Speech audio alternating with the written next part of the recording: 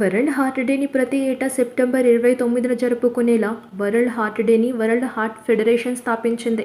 World Heart Federation స్విట్జర్లాండ్లోని Geneva నగరంలో 1978లో ఎన్జీఓ సంస్థగా స్థాపించబడింది. WHF హృదయ సంబంధ వ్యాధుల నివారణలో దాని ప్రముఖ ఎన్జీఓ భాగస్వామిగా ప్రపంచ ఆరోగ్య సంస్థ గుర్తించింది.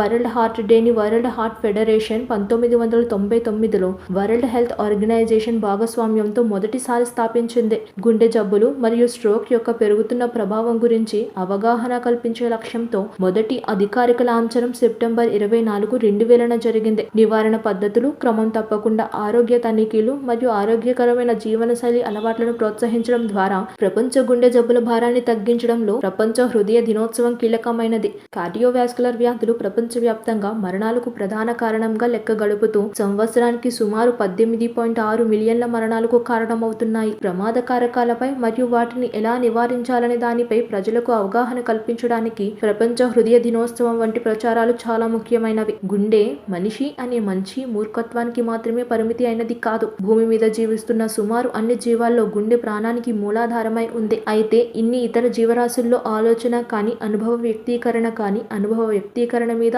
ఆలోచన కానీ, సామాజిక అంశం కానీ ఉండవు. ఈ పరిమితులు ఏమీ లేవు కాబట్టి జంతువుల గుండె ఎటువంటి లోతు పల్లాలకు లోను కాకుండా ప్రకృతి సహజంగా గుండె పనుగుండె చేసుకుంటూ జంతు జీవాల మనుగడ కొనసాగిస్తూ ఉంటుంది. మరి మానవ జీవితం లెక్క అలా కాదు. మనిషికి మెదడు ఉంటుంది, మనసు ఉంటుంది, మాట పలుకు ఉంటుంది, ఆలోచన ఉంటుంది, అనుభవం ఉంటుంది, వ్యక్తిత్వం ఉంటుంది, వ్యక్తిగతం ఉంటుంది. ఇవన్నీ జీవితంలో చూసుకునే సమయంలో గుండె చప్పుడు వినే వయసు ఎప్పుడు కుదురుతుంది? గుండె మీద మెదడు భారం, మనసు భారం పడకుండా గుండెను గుండెలా కొనసాగించే తెలివి గుండెకు ఎక్కడ ఉంటుంది? అందుకే నేటి సమాజ మానవ జీవితానికి ఏదో ఒక గుండె జబ్బు వచ్చి చచ్చిపోవడం సరమామూలు అయ్యింది. కాలం గడుస్తున్న కొద్దీ భూమి మీద గుండె బతికే వయస్సు తగ్గుతూ వస్తుంది. ఫలితంగా ఒకప్పుడు మనిషి సగటు జీవితం 100 ఏళ్లపై మాటగా చెప్పుకొచ్చే రోజుల నుంచి ప్రస్తుతం 45, 60 ఏళ్లకు జారుకుంది. విడ్డూరమే వాస్తవం అయి నేటి కాలంలో 20, 30 ఏళ్లకు కూడా గుండె జబ్బు బారిన పడి మరణిస్తున్న సంఘటనలు బోలెడు. అందుకే ప్రతి మనిషి కూడా గుండెని సొంత గుప్పెట్లో పెట్టుకుని బ్రతకడం ఉత్తమం. మనసు, మెదడు వరకు ఇతర మనుషులను తీసుకురావచ్చు, కానీ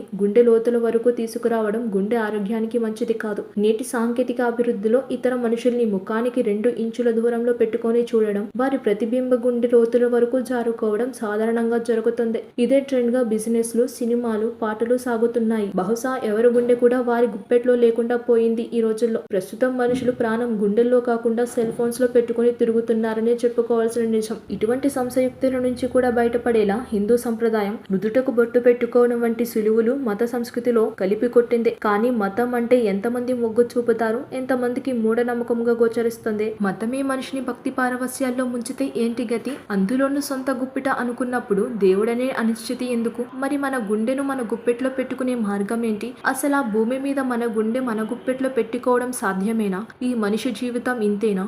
ఏదో ఒక రోజు ఏదో ఒక ఉద్రిక్తతలో గుండె చర్మగీతం పాడటమేనా? అంటే శ్వాస మీద ధ్యాస పెట్టడమే ధ్యానం అని peace of mind and heart in control వరకు ఆలోచిస్తే మెడిటేషన్ ఒకానొక సమాధానం మాత్రమే. సబ్స్క్రైబ్ చేయండి. Please do subscribe to. Please like, share and subscribe to top Telugu TV. Top Telugu TV.